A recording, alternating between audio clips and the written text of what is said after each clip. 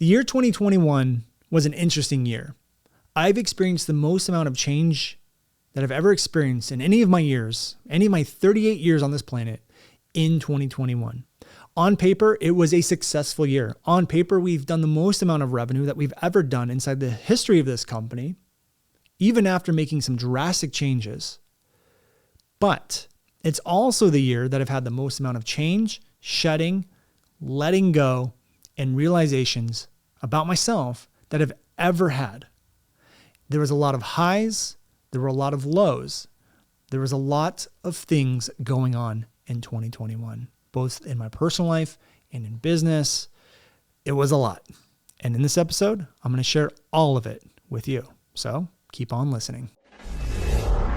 Hi, I'm Brandon Lucero, and you're about to experience the new way to thrive in business, entrepreneurship, and life by leaning into who you are, what you love, and standing up for what you want to create. Get ready, because this is where we go against the grain, say no to outdated society norms, and we say yes to change in order to create a happier, more fulfilled world. Welcome to the New Generation Entrepreneur Podcast.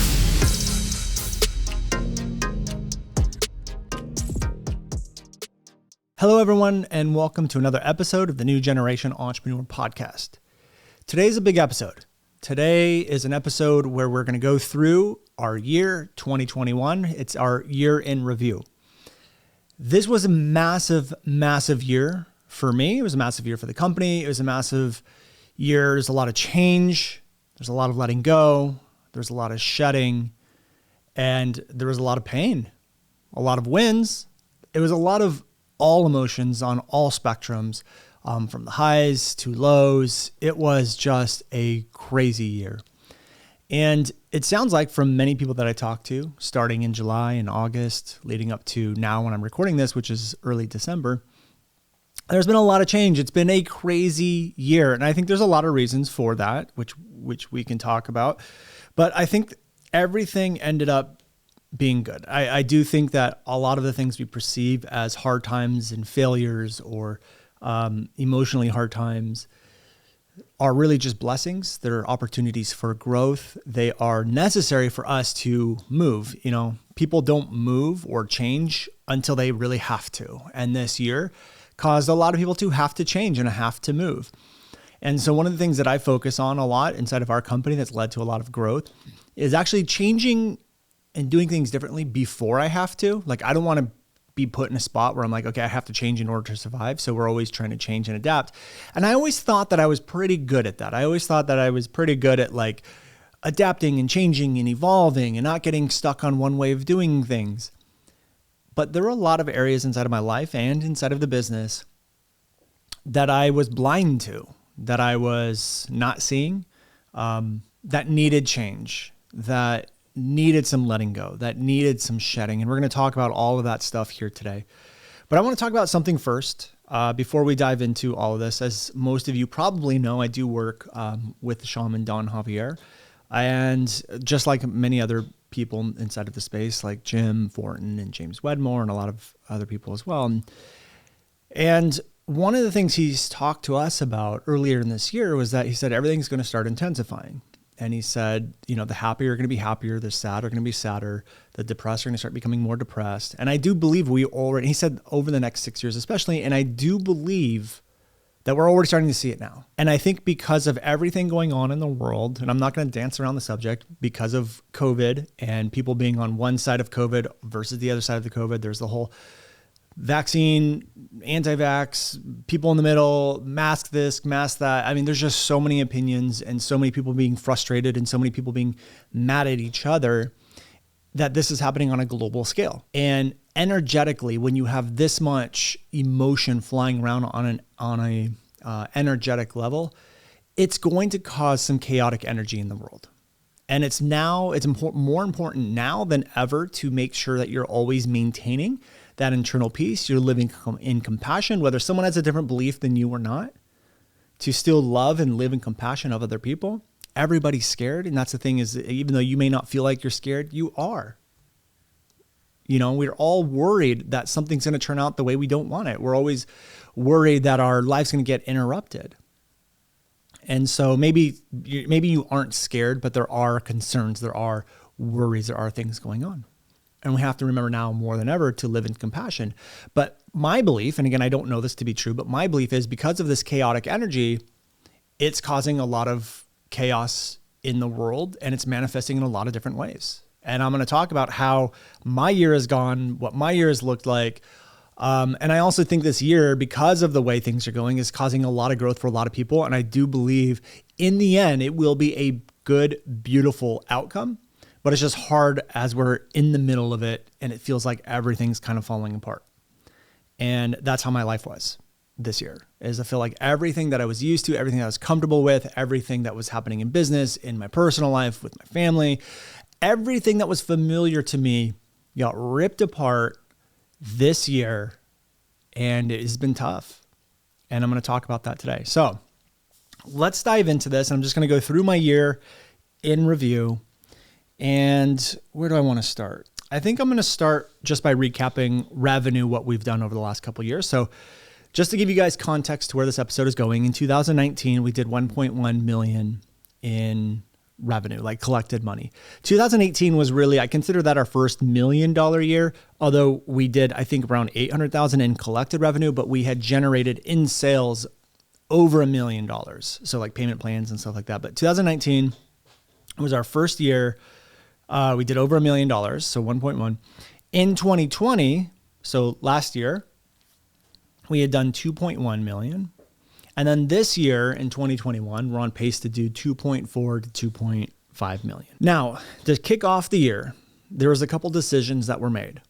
Number one, the first decision that we made in 2021 actually happened in 2020, but I decided to close our agency. So for those of you who didn't know, we had an agency doing the video Forex effect for people. So we would run their ads, we would create all their messaging, run all their content, and we would charge anywhere from like 10 to 15 grand a month. That's depending on what package that you wanted. And we ran everything, YouTube, Facebook, everything. And in 2020, so when the year we did 2.1 million, our agency had generated around $600,000 in revenue. This is actually the reason why we had Matt come out. So we had Matt fly out, actually move here. He started off as just doing a week of consulting for us, helping us kind of fine tune the agency because Taylor and I were trying to run it and fine tune it. And Matt had a lot more experience and in running an agency. So we had him come out and he gave us a lot of really good insight, everything from like, what's the objective? What's the promise of the service? How are you going to fulfill, all of these different things. What does it look like process wise? He even mapped out like how much money in returns we were giving each client every month, which we weren't doing before.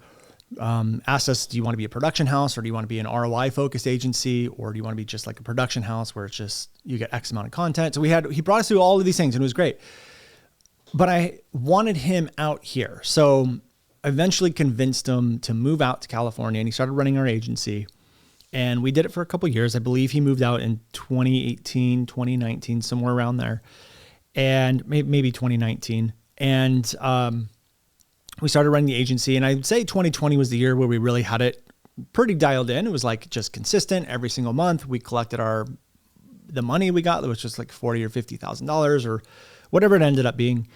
And, we just had 5-6 clients and it just was very consistent. It was like a really well-oiled machine. What happened though with the agency was that even though it was a well-oiled machine, it still took a lot of resources. It took a lot of time. And for anyone who's ever run an agency, you know how much time goes involved into an agency because you have clients who need individual shoots. They need individual copy. They need it's so much stuff. So I want you to imagine for a second, I want you to imagine how much work goes into your business, how much effort goes into you creating ads, you creating content, you writing copy, you creating your messaging. How much effort goes into that? Then times it by 6 because that's what we were doing. So even though it was a well-oiled machine, you can't really systemize creativity that well. So we're always coming up with things for the clients and it's always the clients. And then because clients were also friends, so if they weren't friends when they signed up, they became friends. And because we just worked so closely with them, that I would start getting messages like Jim Fortin was a client. Jim would just message me, hey, blah, blah, blah, blah, blah. Jim didn't want to go through the tradition, like the pathway of contacting us like any client would. We would say, okay, contact this person to this email for any changes. He would just contact me directly. And so obviously I had a lack of boundaries, but it was just a lot. There's a lot of things. And we always wanted to do what we did for our clients for our own brand. So if you think about it, if we did 2.1 million and 600,000 of that was from the agency, that means 1.5 million was from our own brand. So my own programs, Video Forex at the time, our own things were producing money, but they were always second to our clients.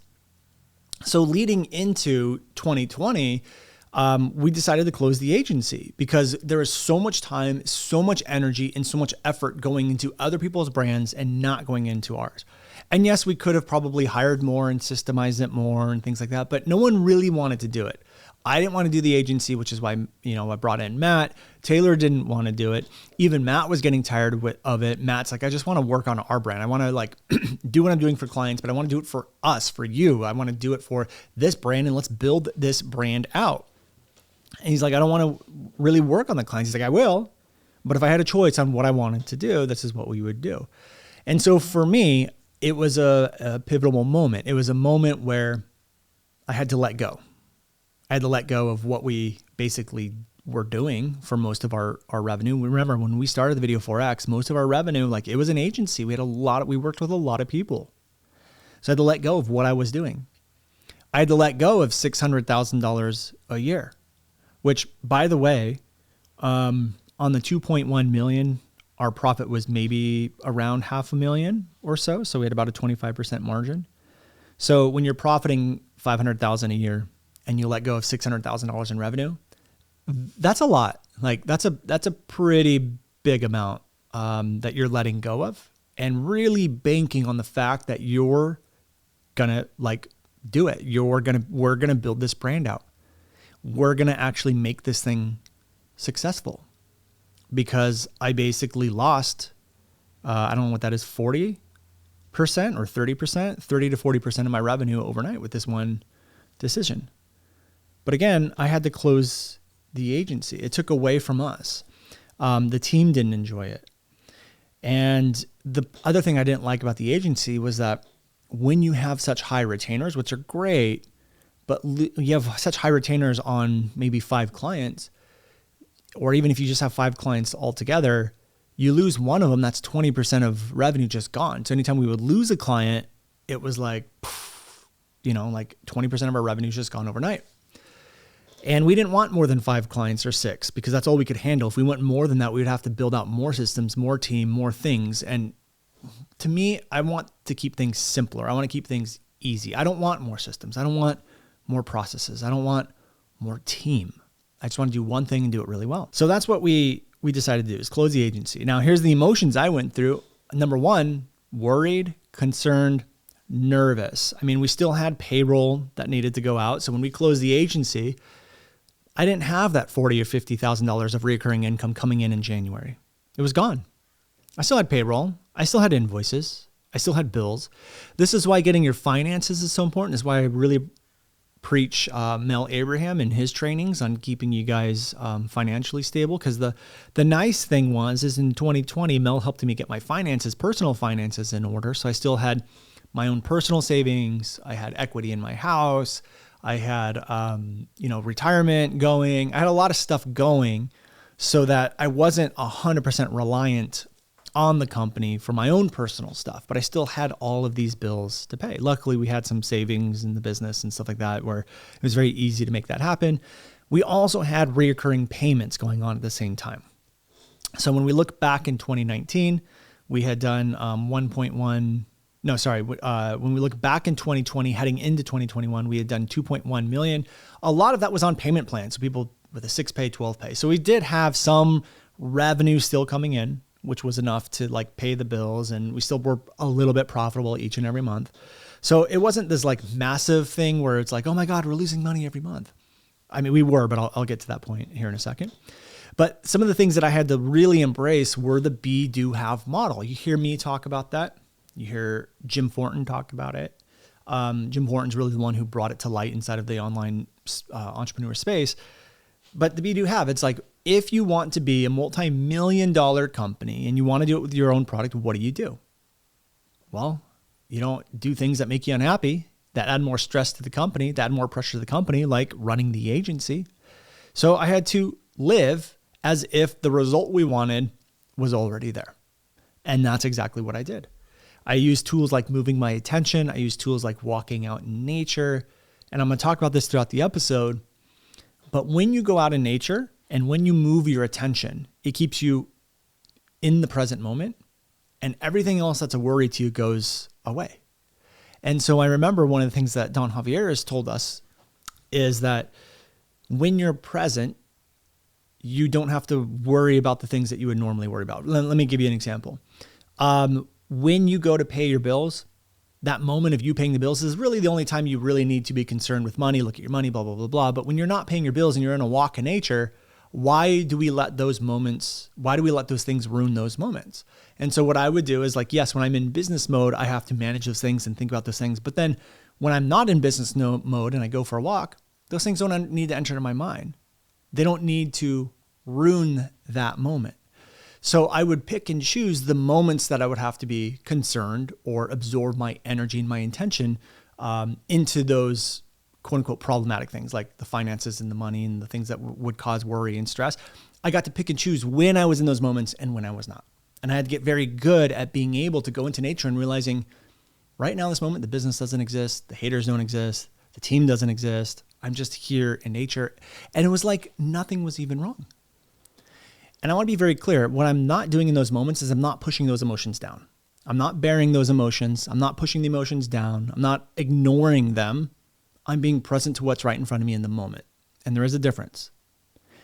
I believe to our core that the more we push our emotions down, don't address them, don't process them, the more physical health problems we're going to face, the more diseases and viruses and stress and muscle knots and tension we're going to express. So I'm not telling you to shove your emotions down.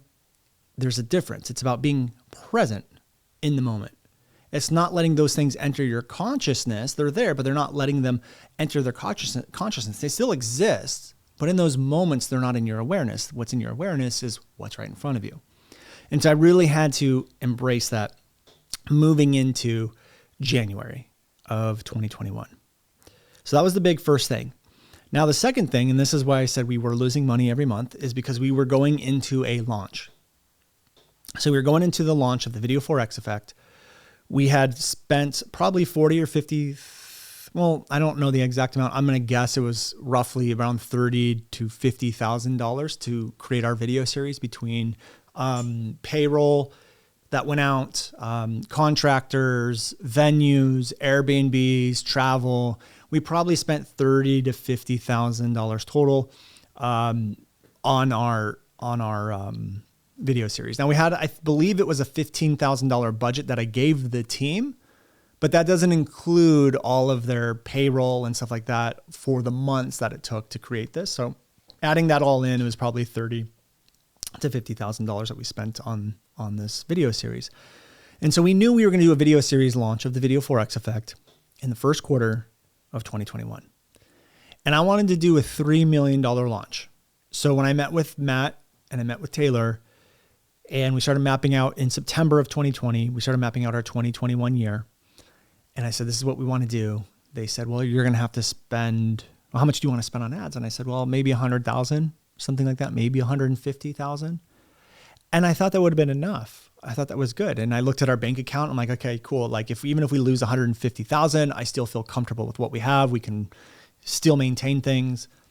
And that's what I want to spend. And they look at me and go like, if you want to do a $3 million launch, you have to spend a minimum of $200,000 based off of our last stats, based off of conversion rates, opt-in cost, all of this stuff. You're going to have to spend way more. And I was like, oh, I didn't think about that.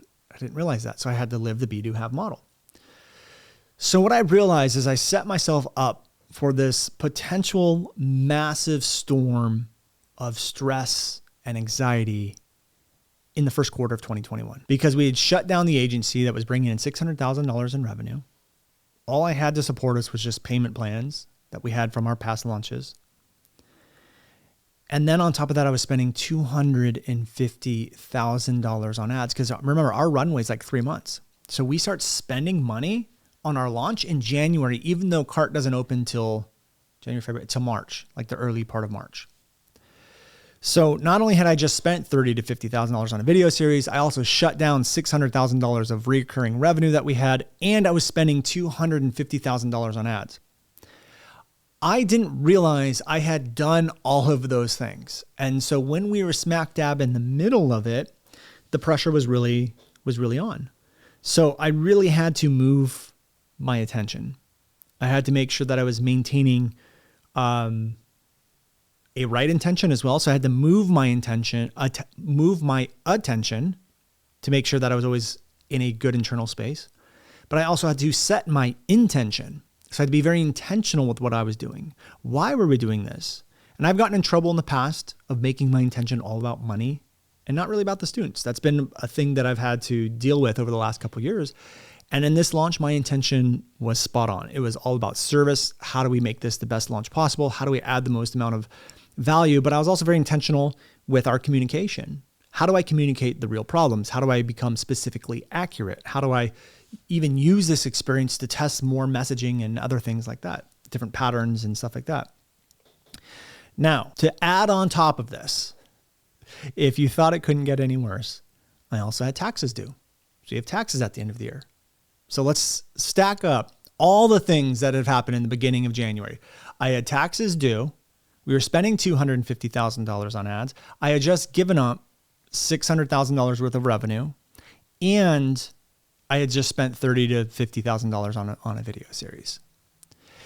Those four things stacked on top of each other could have created a potentially very, very stressful situation, to the point where it could have been, I don't know, it could have been too much for me to handle.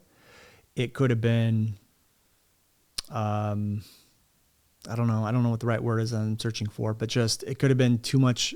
Let's just go with too much to handle. It could have been way too much for me to handle.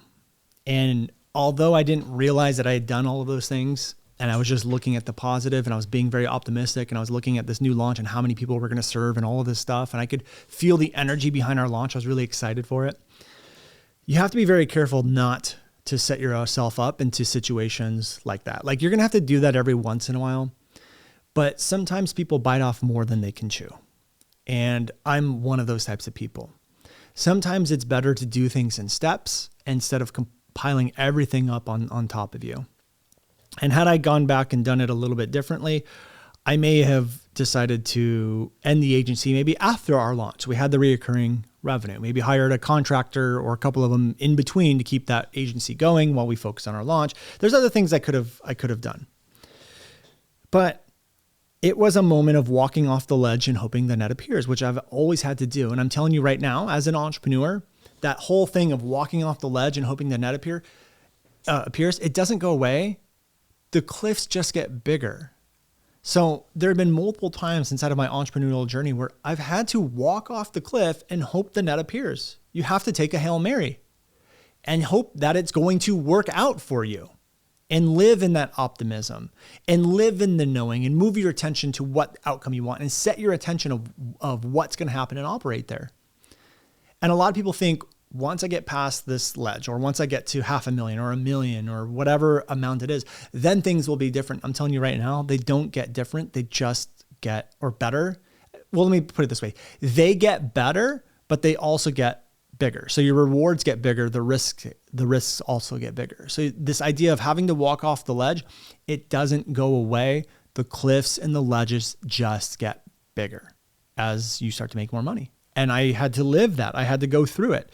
I had to go and do all that. Now, here's the other thing to top this off. One other thing that I just remembered right now is when we did our launch, we also had affiliates, and we put together prizes that the affiliates could win.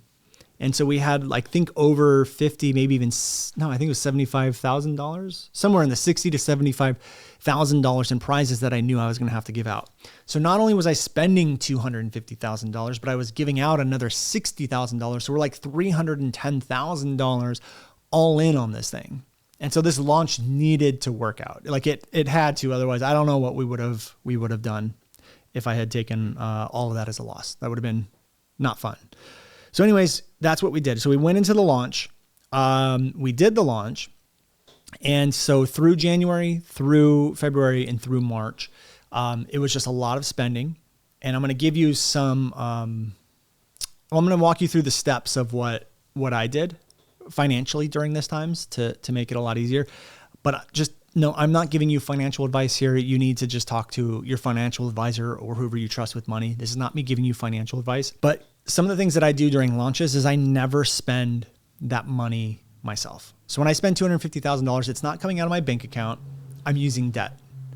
And I believe, for me personally, that is a wonderful move to make, because what it does is it leaves cash in the bank account for operating costs, payroll, things like that. Also, when it comes out as debt, I use credit cards. So I use credit card debt. And one of the reasons why is because I also get credit card points for all of that stuff. And then if some cards like the Chase card, Chase Ink card, they give you 3 times the amount of credit card points when you use your credit card on social media advertising. So when I spend, let's just call it $200,000, I'm getting 600,000 credit card points, which comes out to, I don't know, $6,000 or something like that. So $6,000 right back to me because I used the credit card. So number one, I make money off of the credit cards. Number two, if something went sideways, I get to maintain my cash, although I'll have debt, but I can make payments on the debt. Now, if I had $200,000 in credit card debt, I would probably consolidate it into a lower interest loan or something like that. But we also had a line of credit.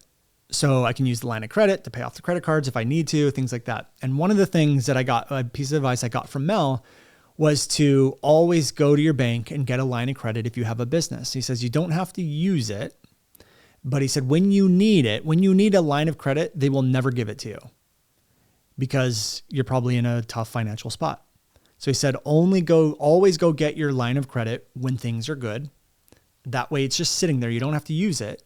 And I think it might be $100, $200 a year, depending on where you get your line of credit from. And now it's sitting there available for you to use if you need it.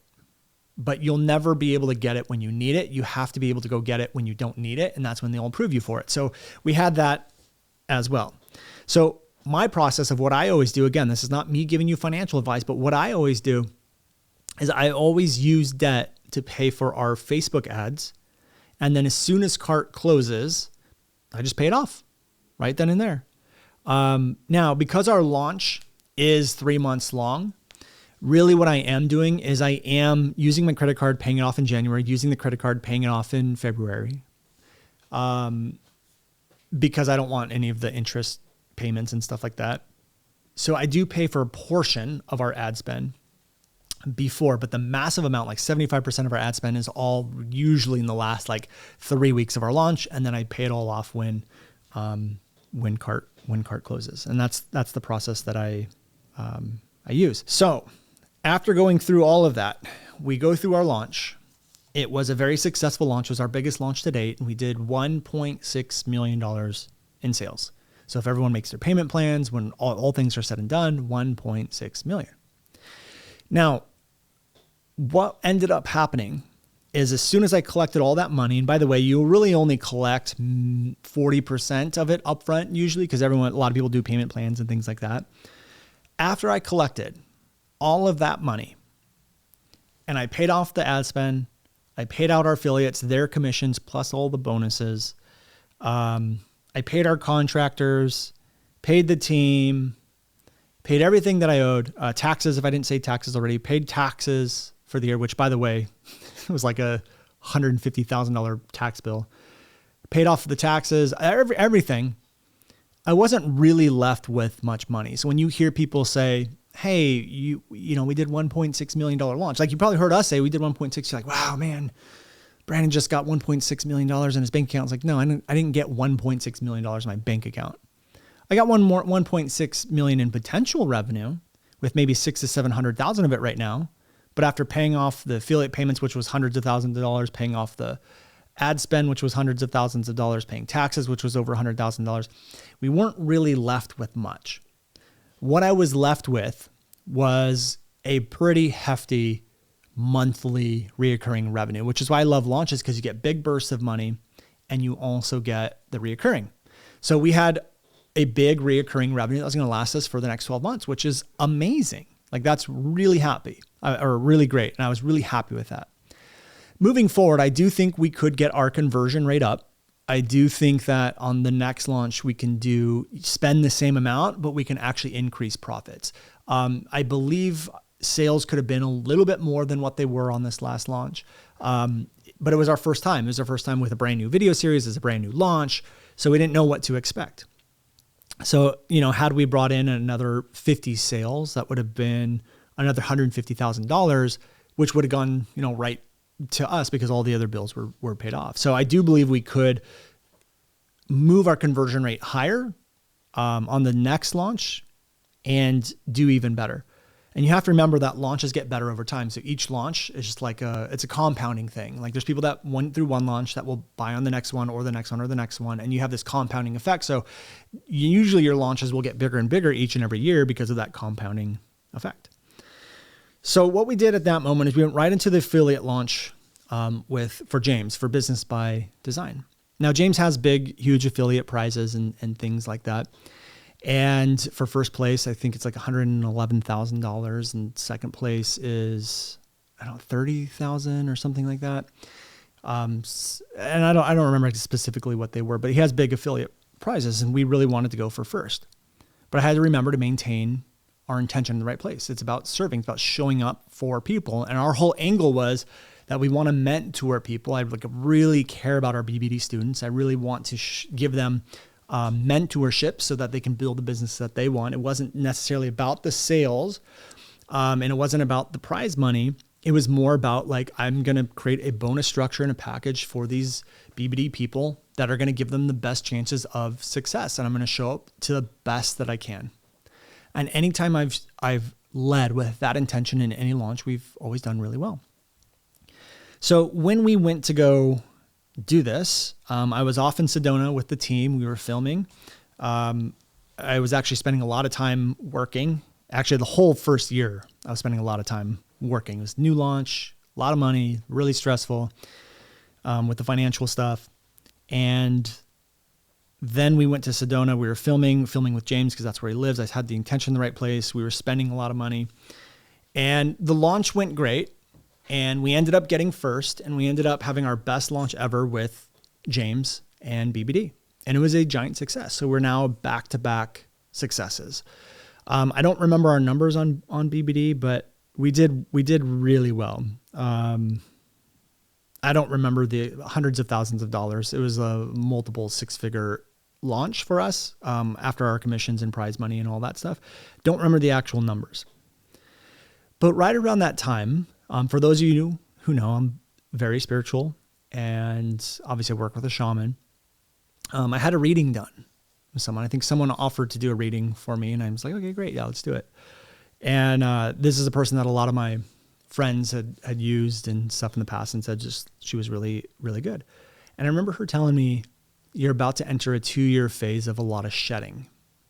And this is probably like the first quarter of 2021 I had this reading. And right around James's launch, like right in the beginning, things started to shed. So she basically said there's a lot of shedding, which means a lot of letting go, a lot of things leaving your life, a lot of things you're comfortable with are changing and nothing's really going to be the same. And I was like, I don't know what you're talking about. Like everything seems fine. I don't know. Like I'm good. My life is great. And we actually had a key member of the team leave unexpectedly right after the first launch. We're like, okay, great. Like that's fine. Let's just move on. We can find a replacement. And we went into James's launch. James's launch was doing really well. And then my dog died, which we've talked about on the podcast. So my dog unexpectedly got bone cancer. Or let's just say, let's just put it this way. I've had Hartley for 12 years. We had her since, before we even had kids. And it was just my wife and I. She got her as a 8-week-old little pup. And she's been with us through everything. Starting the business, being broke, living with the in-laws, moving to our house, buying our first house. Like she's having kids. She's been with us through everything. And then I remember about 6 months earlier, she would start whimpering at night.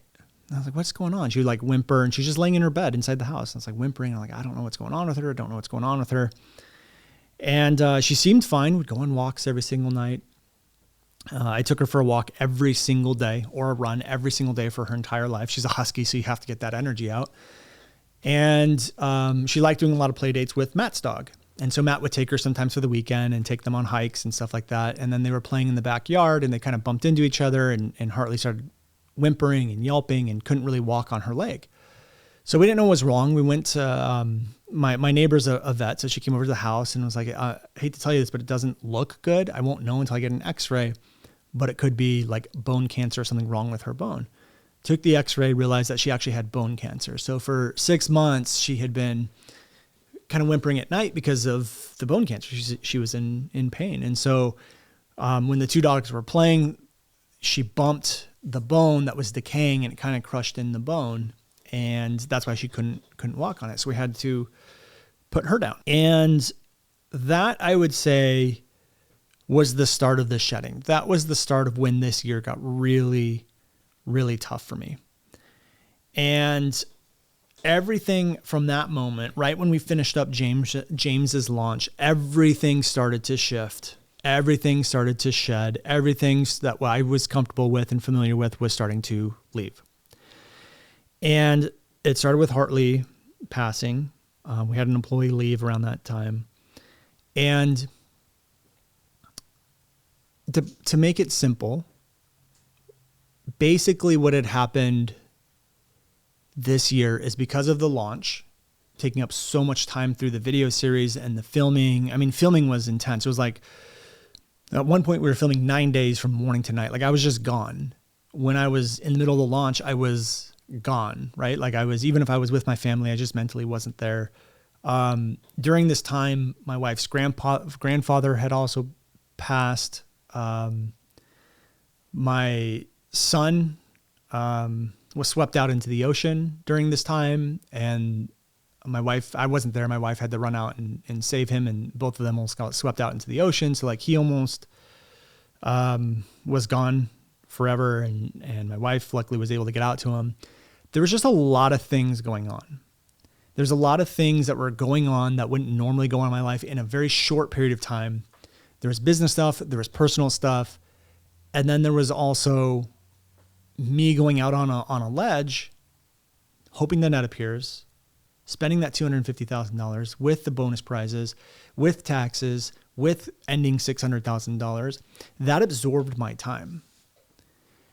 And I didn't do a great job being present for the family, emotionally there for the family, being available. Even when I was there, my mind was gone. I didn't have boundaries set up. And because we were spending so much money on the business and so many things going on at a single time, I let the business consume me and consume my energy and my emotional energy, my time, my mind. And then anytime that I didn't do that, I was taking me time so that I could, come back and operate again. And then when you combine that with all of these life changes going on, dog dying, son almost dying, family members dying, it's not a good combination. And so although we were seeing a lot of great business success, like we probably had done already $2 million in sales so far that year, not collected, but sales, the personal side was falling apart. I didn't realize it. I didn't know that it was. And so what that did is it led to a lot of growth inside of me and inside of my wife and inside of our family.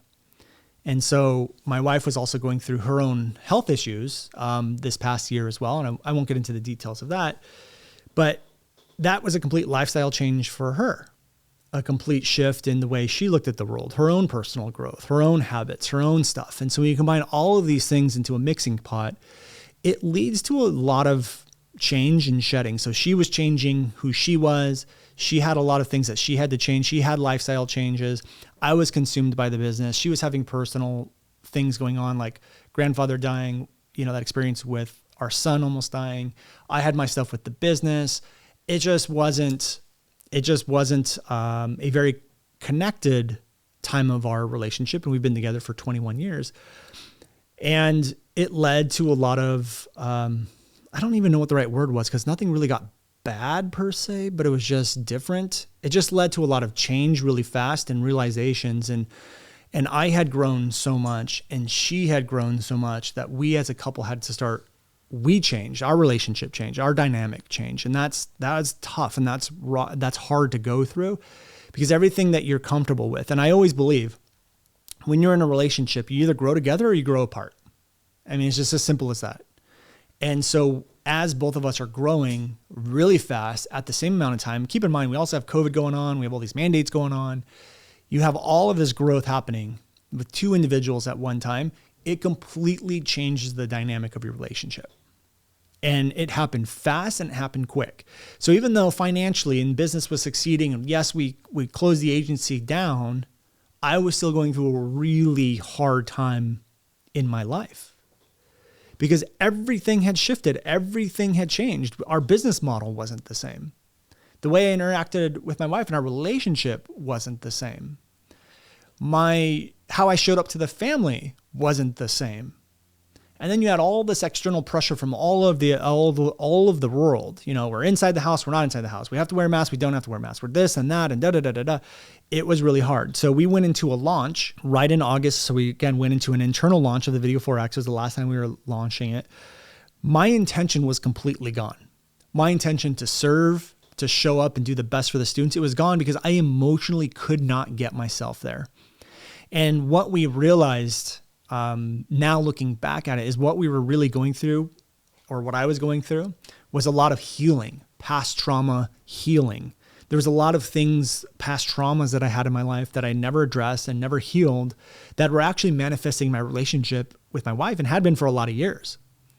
And same thing with her. So we had to go through our own healing journey as individuals, and we had to have individual growth. And then we had to come back together to redefine who we were as a couple. It was almost like dating all over again. And after 21 years, I've never had an experience happen with our relationship that fast and that good, that intense. And the weirdest thing is I thought we were totally fine. We both did. We thought we were good. And then we got a mirror shown on us as a couple and us as individuals. And we had to change and we had to shift. And working with the Don and working, with him, as he always says, I'm a black mirror. I will reflect back everything on you so you can see the things that you're not seeing. And that was that period for me. And I didn't like what was being shown back. I didn't like what I saw. I didn't realize I hadn't been there emotionally. I was so consumed into the business. And I had to reconstruct everything in my life. And this has been a constant theme of mine. Over the years of growing a business, it's been like sucked into the business and family time, then sucked into the business. Now I'm going to ignore the business and I'm going to go back into family. And I flip flop between where my intention and priorities lie. It's either business or it's family. I couldn't do that anymore because there's so much stuff happening with my family and how I was showing up and them changing and me changing. And there's so much change happening in the family. I had to intertwine both of them together.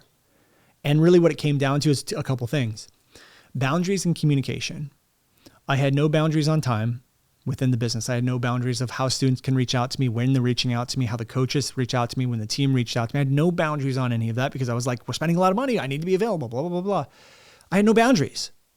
I had no boundaries on the family. I had no boundaries on anything. And so what I had to do is and I'm still doing is over the last couple of months is just setting more boundaries between the team, between myself, between family, between this and that, and really getting my priorities straightened out. And family and my wife are priority number one, always. And so I have to be able to facilitate that better. And there's going to be moments where the business is going to have to temporarily be a priority, and that comes down to communication. There was no communication of that. There was no like, hey, honey, we're going into a launch the next 4 weeks. I'm going to have to prioritize the business a little bit more just so we get through this. And I could really use your help in this way, this way, this way. Are there the ways that I can show up for you? There was none of that stuff going on. There was no communication. We weren't on the same page, and that all changed. But that all changed during our launch. And because all of that change was happening, I emotionally couldn't be there for the team. I couldn't be there for our students, and that reflected in the sales. Our launch in August should have been an $800,000 launch based off our past numbers, and we did $400,000. Look, I'm not complaining. I'm grateful that a bad launch is $400,000. I can't believe that. Like, I can't believe that I'm saying those words because I started with nothing.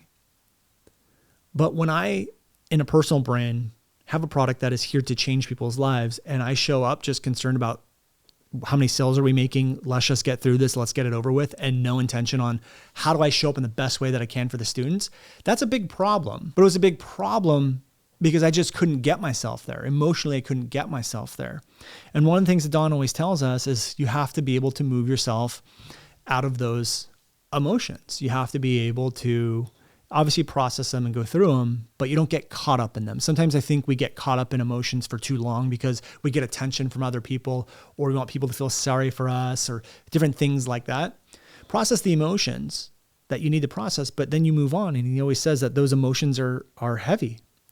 And he said, you need to be light, because when you're light, you can fly. And those emotions are heavy. And I didn't do a great job moving myself out of it. And so that exposed a lot of things in that month of August. And so like, I didn't show up for the team the right way. I wasn't showing up. I was actually showing up for my family the right way now, finally, but I just wasn't showing up for the business side. And for me, I was either like family man Brandon or businessman Brandon. And I need to be both at the same time, intertwine them to play together, to coexist, the yin and the yang, like work together better.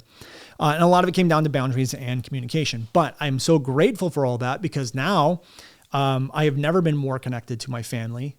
My family and my wife and my connection just went to a whole nother depth that I didn't even know exists. Like, I just didn't even know you could be so connected with someone and just know, like, when you start exploring understanding their traumas and their childhood and listen without judgment and all of that stuff. And I started to realize for me, like, I always tried to be the fixer. I think as entrepreneurs, that's our job, right? We always want to fix.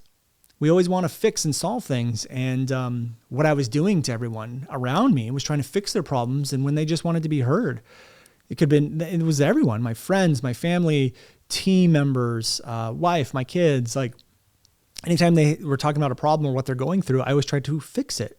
And sometimes people just want you to listen. That was a big eye opener for me. But I'm so grateful for it because it also allowed me to explore boundaries.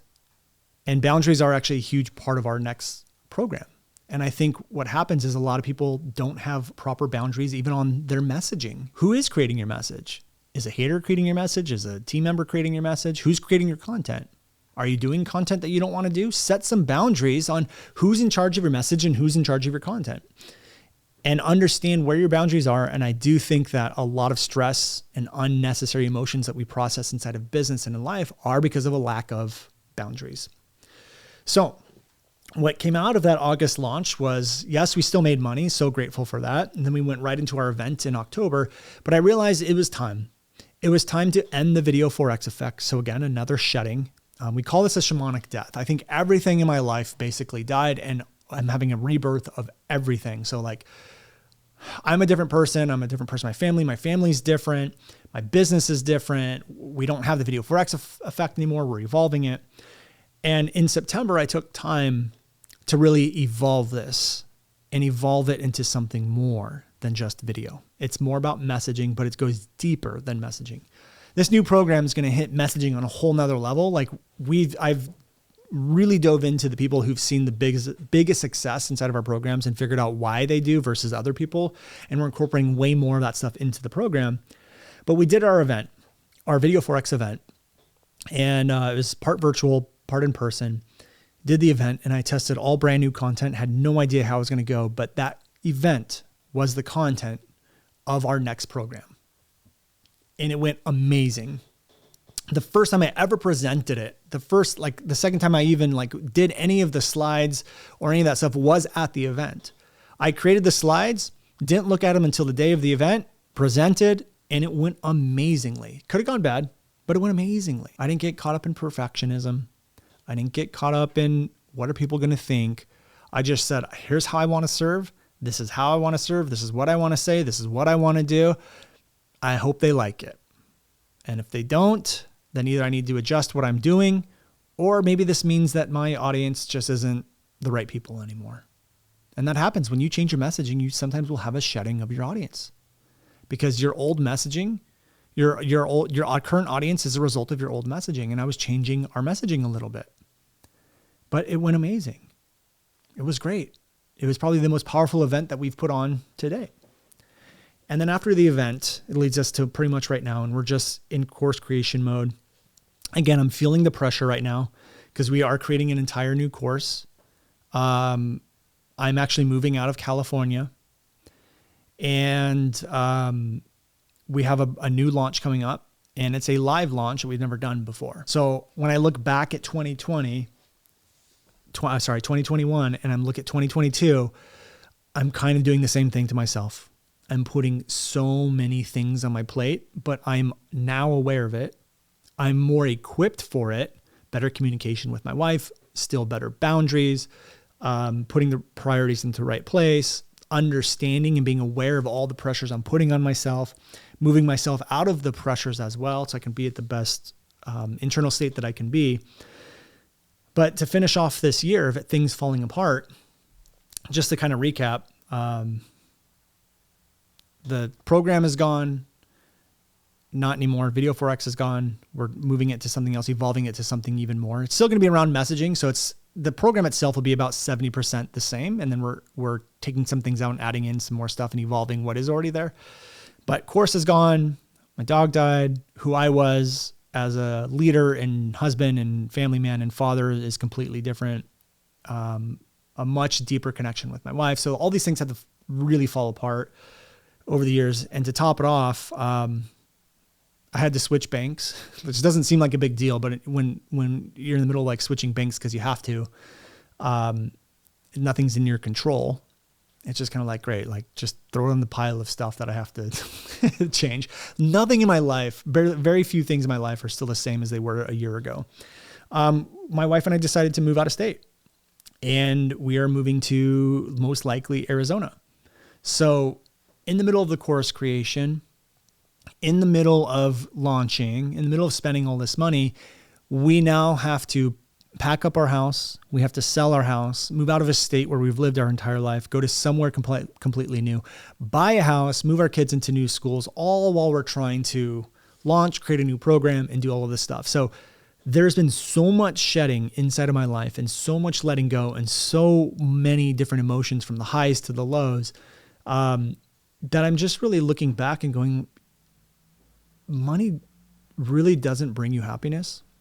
I do think it tends to be easier to be happy when you have money, because money helps you take care of a lot of inconveniences. So like, for example, when we're moving, I'm not going to pack up the house and move it. Like, we're just going to hire people to do that. But looking back at it, is your life can fall apart just as equally when you have money or don't.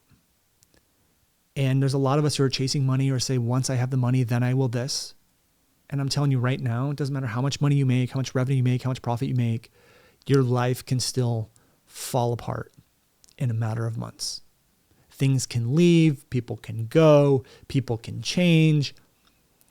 It's how you deal with those things that matters the most. It's how you hold yourself. It's the state that you maintain during all of those. It's your internal state and the tools you use and how you can hold yourself that matter most.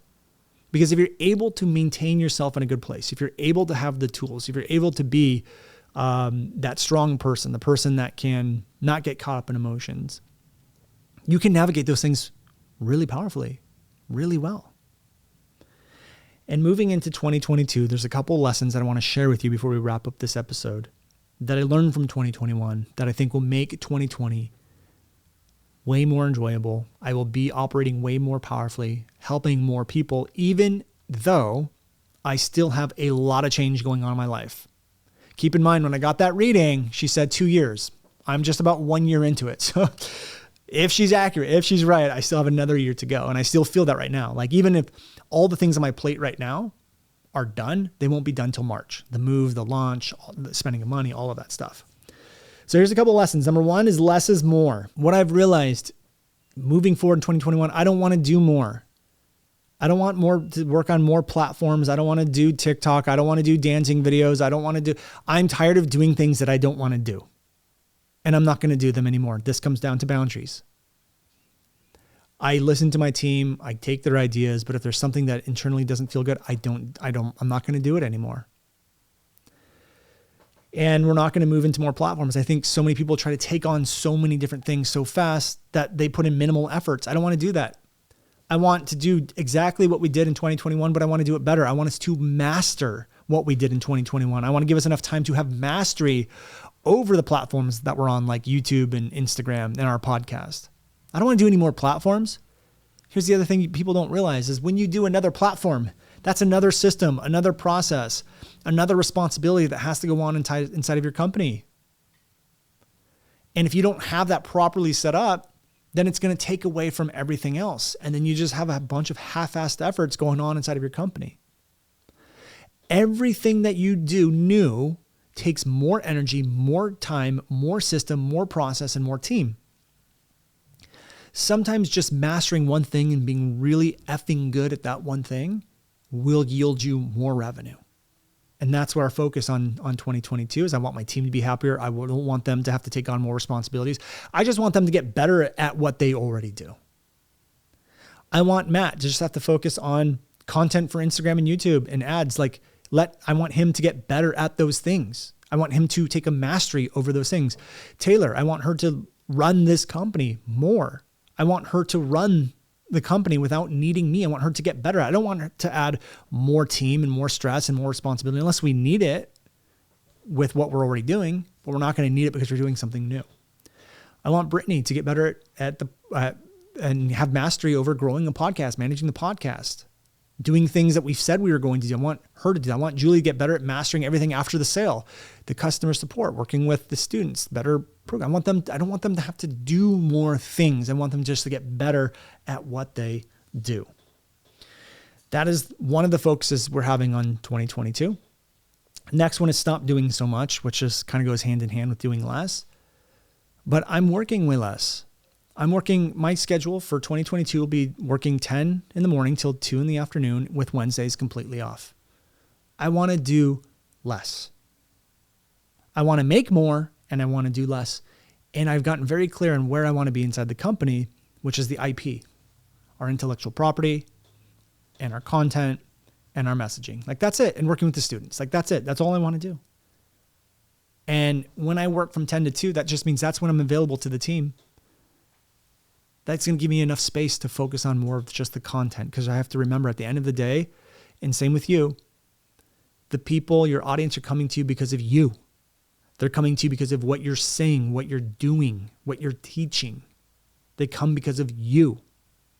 If you start doing more, you get pulled into systems and processes and mistakes and this and that, and it takes away from the reason why people are coming, which is you. Your intellectual property, your content, what you're saying. You have to get your business in order. And sometimes not doing so much is the key to that. The next one is trusting the team and vision. And what I mean by trusting the team and vision is that you have to be the one to set the vision. Your team doesn't set the vision for you. If your team wants you to say something, you don't want to say it, then don't do it. If there's the type of content that that your team wants you to do and you don't want to do it, I would say try it, because you never know. But if you do it a couple times and it doesn't feel good, then stop doing it. One of the things I've done is trust my team more, which means that I let their ideas manifest and play out as long as it feels 70% fine with me. There might be 30% of I don't know. I do it anyways. And if it doesn't work out, great. If it doesn't feel good, great. We don't have to do it again. But sometimes and every once in a while, they will come up with an idea that I didn't think would work, and it works phenomenally. So I maintain the vision while trusting the team, but at the end of the day, things have to feel good to me. And those dancing and pointing videos are a perfect example. My team wanted us to do it. We tried it. Don't like it. Fought them on it, but I'm done. I'm not doing it. Not doing it anymore. It's done. And that comes down to boundaries. Understanding boundaries. In 2022, I'm going to have better boundaries. Boundaries between when work interferes with family life, or if it does at all, when family life interferes with business, if it does at all. I'm going to work better at combining those two, but even better boundaries with the team. What does the team have control over and what do they not? They don't have control over what I want to do in the company or what I want to say. Better boundaries on who's creating the message, who's creating the content, who has final say on what, who has final say on this. So for me, understanding the boundaries of here's the things inside the company I don't really care about. Taylor, you run these things, you do those, you make the decisions on it. Here's the thing, Matt, you go do this. I don't need to say whatever, blah, blah, blah, blah, blah. You go do these things. It's just having better boundaries of communication, team, who's in control of what, better boundaries with the family, better boundaries of what makes people inside the company comfortable, my family comfortable. There's just boundaries all around, and having clear communication with everyone to understand what types of boundaries you need, what you need them, how students are going to interact with you, and maintaining those boundaries. Like even today, I had a student DM me on Instagram. That's a breach of my boundary. You don't DM me private questions on Instagram. That is not an option when you're inside of our program.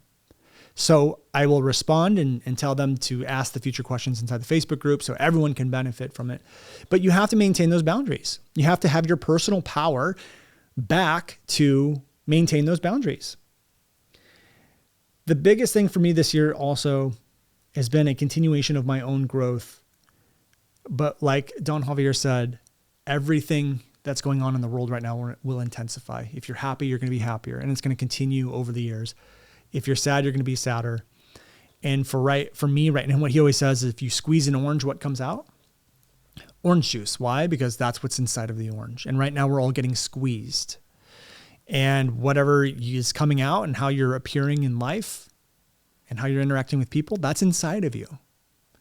And it will continue to intensify. So I was just got back from Arizona the other night, and I used to have really bad road rage, like really bad, when I was in my 20s, like just screaming at people and all sorts of stuff. And I always hated those people that you're like in a line to get off the freeway, and it's a big long line, and people just like zoom to the front of the line and cut over at the last second. Like hated those people. Then I got to myself to a place where I'm like, oh, whatever, it's fine, no big deal. Like I'm not going to let them ruin my day. And I thought I was over road rage. But this weekend, I started to realize how much road rage I still have, yelling at people, calling them idiots. I'm just like, who is this person? I didn't recognize it, but recognize myself. But it's still in me. I'm getting squeezed and it's in me. Emotional reaction. So when the team presents an idea, I don't think about it. I just respond. I do that with my family as well.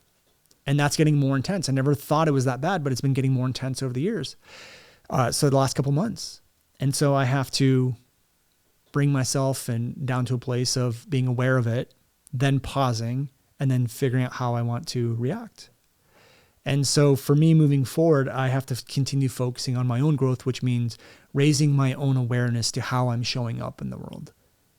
And am I living in compassion? Am I living to serve? Am I living with the right intention? Yes or no? Awareness is everything.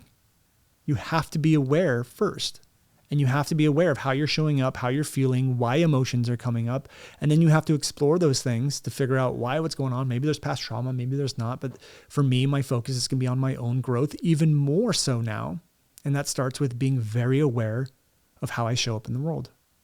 And then exploring why those things are coming up for me. And it's hard work. It's not easy. But it's necessary moving forward because everything is going to get more intense over the years. I wish I could tell you something differently, but I don't think it's going to. I could be wrong, but I think now moving forward into the next coming years, things are going to be more intense. And now more than ever, it's more important now to raise your awareness, be aware of how you're showing up in the world, and maintaining compassion as much as you can. So that is my year in review.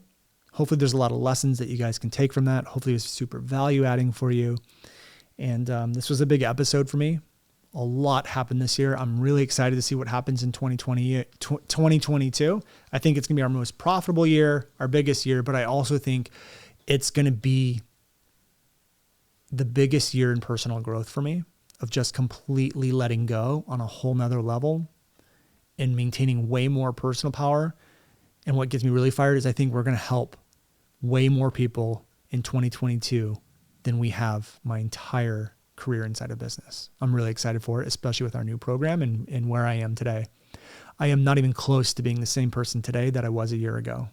And I'm excited to see how that manifests and what it brings to me in 2022. So with that said, thank you guys for listening. I appreciate it. If you haven't left us a review on iTunes, please go do that now. I'd be so grateful for any positive reviews that you want to leave there. And I'll see you all on another episode next week. Take care. Hey guys, thank you so much for checking out another episode of the New Generation Entrepreneur Podcast. If you enjoyed this episode, go below, hit the subscribe button, and make sure you click on that bell icon and get notified every time we drop a new episode. Now, if you're looking for the show notes, we have them linked underneath this video, as well as our social media handles and some links to free training and offers that we drop from time to time to help you guys even further. So go check those out if you're interested. And thank you so much for tuning in to the New Generation Entrepreneur Podcast.